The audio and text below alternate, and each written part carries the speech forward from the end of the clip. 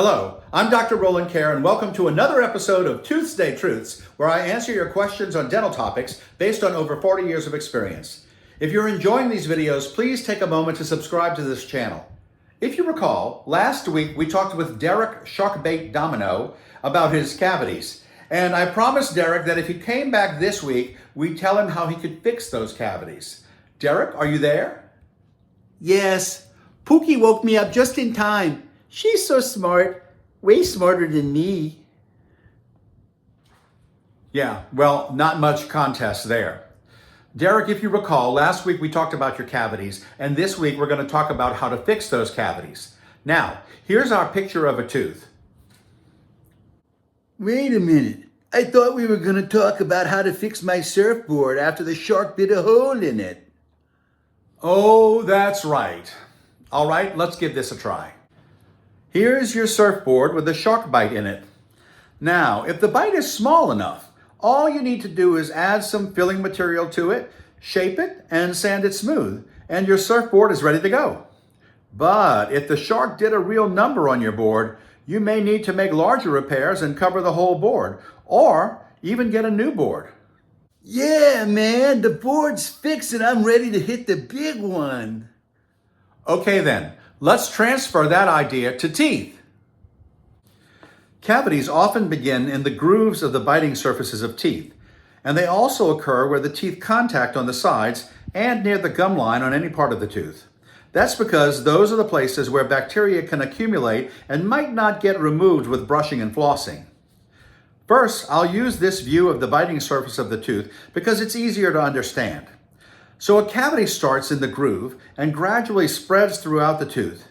If we can catch it in time, the dentist will clean out the decay and place a filling in the hole, the way fiberglass filling material is used to repair surfboards.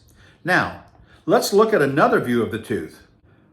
If the decay isn't caught early enough, the destruction can be extensive and can undermine the support structure of the tooth.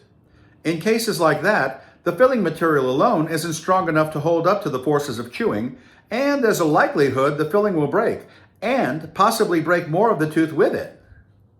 So, to prevent further destruction, the dentist will often place a crown on the tooth. A crown covers the whole tooth and is the best form of protection in many cases. To put a crown on a tooth, the dentist first uses filling material to build up any areas of the tooth that were lost to decay. Then, the tooth is reduced all around to accommodate the thickness of the crown material. If this isn't done, the result would be a crown that's much larger than the tooth is supposed to be protecting, and it would be too large for the space. After the tooth is reduced, the dentist makes a mold or impression of the tooth or scans the tooth electronically, and a crown is made to replace the tooth structure that was removed. So, it looks like a crown does the better job. Why not just put a crown on every cavity? Actually, for most cavities, a filling is the best choice. Most dentists prefer to remove as little tooth structure as possible, and when doing a crown, it's inevitable that some good tooth structure will be lost along with the bad. But sometimes it's better to lose a little bit of that good material to prevent the rest of the tooth from breaking away. So let's go over how a dentist decides whether a filling is enough or whether your tooth would be better off with a crown. One rule of thumb is how much of the biting surface is decayed or already has filling in it. In general, if the decay or filling extends more than half of the distance between the tips of the teeth, the tooth is more likely to fracture in the future.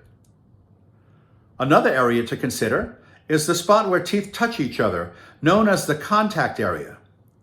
If a filling is too wide in this area, the filling will be more likely to break away under stress. Yet another thing your dentist has to consider is whether the decay has undermined the good structure of the tooth. Any of these conditions can mean more breakage or destruction for the tooth and can lead to more treatment needs in the future. A crown will reduce the chances of that happening. Are you following me, Derek? No, I got lost. But Pookie was listening, so I'll just have her explain it to me later. Okay, and be sure and get to your dentist right away and have those cavities fixed. Or you could wind up needing something worse like root canal treatment or even losing the teeth. Remember, the information I provide here is only to be used as a guide and is no substitute for a visit to your dentist. If you have any other topics you'd like to cover, please post them in the comments below. You can find me at RCaireDDS, that's RCAIREDDS, at Facebook, Instagram, Twitter, and TikTok. Or you can email me at rcaredds@gmail.com. And remember to like, follow, share, and subscribe. It really makes a difference. See you next ToothsDay.